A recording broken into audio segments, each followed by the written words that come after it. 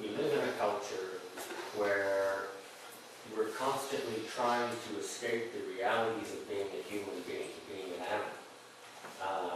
Whether it be plastic surgery, whether it be a new car, or a purse, or tricks, or whatever, to distract ourselves from the reality of things. And kind of this is my input on that.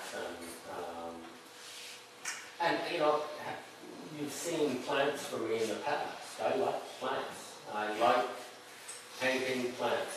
There's a relationship between the positive and negative space of botany that I'm really intrigued by. The negative kind of mirrors the positive between the foliage, which is really nice to play with. And the organic nature of it all as well. And there's 12 of these paintings. This is the last of the 12. This is Amanita muscaria. This is mushroom. And by this stage, these paintings are just about gone. They're like a whisper. And I was intrigued by that because it was the first time that I started to really realize that painting was more than its imagery. That painting, the all-over nature of this painting. Perhaps the idea that the subject is now gray. That's the subject. So grad school ended, and I was lucky enough to acquire a studio space in town, in Chinatown, which I moved in the summer right after grad school. And it gave me the opportunity to keep the momentum, to keep things rolling. And I'm terrified of losing painting. I always have been. So I'm the kind of person, even if I'm failing and I'm riddled with doubt about the work that I do, I go in as often as I can, day in and day out, and I fail, and I get frustrated, and I'm the worst person to be around, I'm sure. And I throw a lot of stuff out, but it's only through failure that I get a sense of, where I can go, and where new ideas come from for me. A lot of artists only work when they have an idea. I wouldn't work very much if I did that. So I work through it. Again, the grayscale imagery really intrigued me. When you take color out of the equation, you remove any inclination from the viewer to associate their own personal feelings towards mood and associations to culture. So I like that. And I also was intrigued still by illicit drugs. And I started a series called Homegrown, which is completely based on marijuana culture.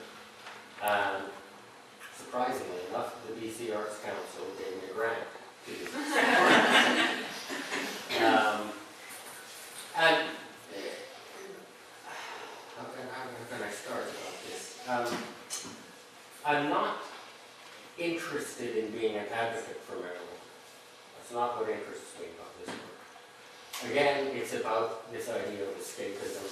And in part, the nature of marijuana culture as a subculture has changed an awful lot over 20 years. When I was in high school, man, it was risque. And it's not risque at all anymore. Nobody really cares. But at the same time, people begrudgingly accept it in our culture. We know it's there, but it's like that bad relative. You just don't really want to talk about it. Okay? And certainly living on this island, wow, it's, and BC in particular, it's a huge part of our economy. And nationally, it was in the media at the time, the decriminalization laws in the federal government got voted down, but initially they wanted to make it okay so that you could have a little bit on yourself and you wouldn't get busted and it would be okay. That never happened. I'm really not a fan of people like Mark Emery. I think he's a bit of a yahoo, I think. So I don't want you to get confused. I don't want to be aligned with that.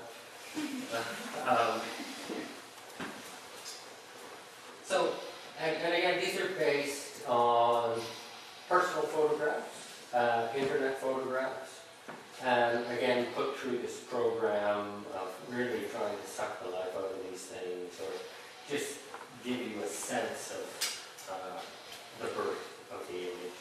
And you know, specifically with these, there's paintings of bongs and pipes, and I really like the paintings of Giorgio Morandi, still life painter of bottles, and so you know, there's an affinity to that as well.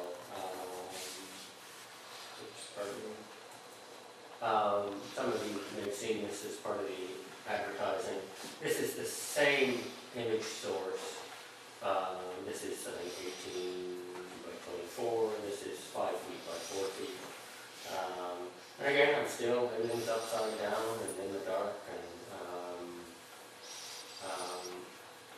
getting a better sense of the whole. You know, there's 20 of these. This is the biggest series I've ever done.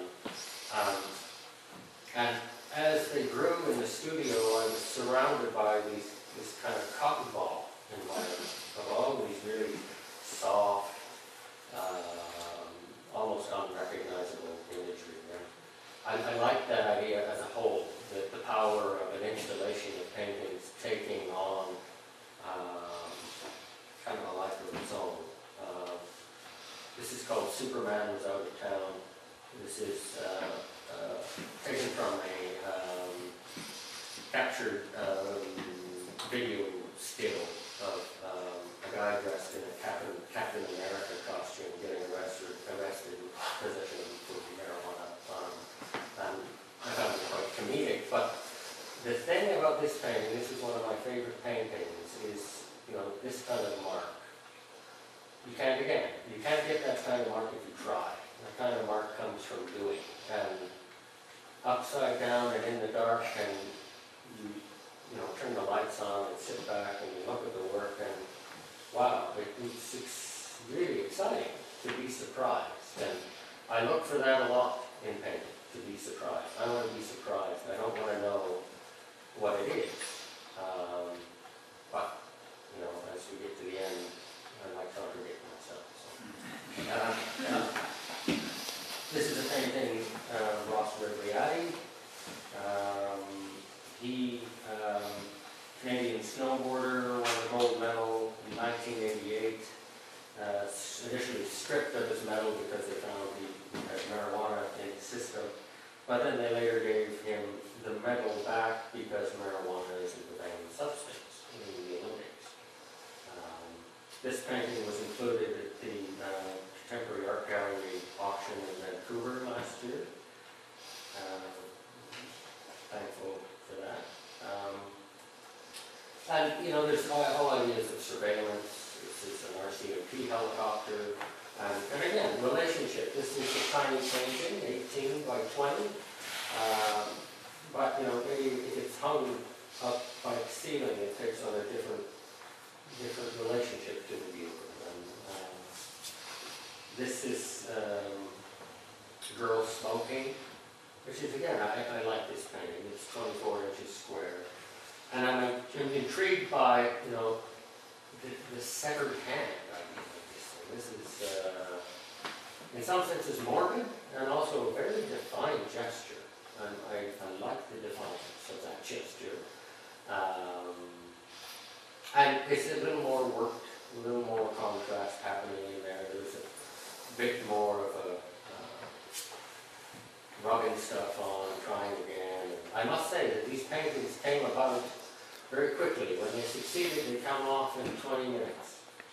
And if they don't, then they don't work. And there was a lot of failure, a lot of wiping the surface down and going again. And again, oil on layers and layers of acrylic ground, so the gray is built up. More thinner than oil paint. As the work progresses, there's more and more thinner, and things become almost as if these things are painted with smoke. And, you know, I like that analogy quite a bit. So they... So it's oil? Yeah. Is it on canvas or panel? Yes, they're canvas. And they get political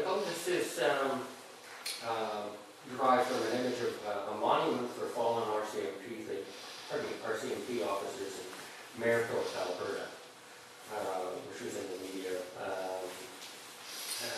And these fellow RCMP officers were murdered checking on the grow-up. This is the murderer. This painting is called Villain, and it's about maybe 30 inches square. He hangs over my girlfriend and my couch right now. My nephew can't understand. His name is James Roscoe, and again, I'm not aligning myself with the villain. I'm just putting it out there. You know, a lot of what I do is I put it out there. You can do with it as you will. Okay. And grow-ups really intrigued me. There's a couple of grow-up paintings I did. This one in particular really got me thinking. It's like the house I grew up in suburban Calgary, you know, and this intrigued me by its ideas of concealment and deception, and beyond drug culture, well, not beyond drug culture, there's a lot of deception and underhandedness in the world, and it really intrigued me the lengths to which people would go to pull the wool over your eyes, and often in the world what you see isn't what you get. And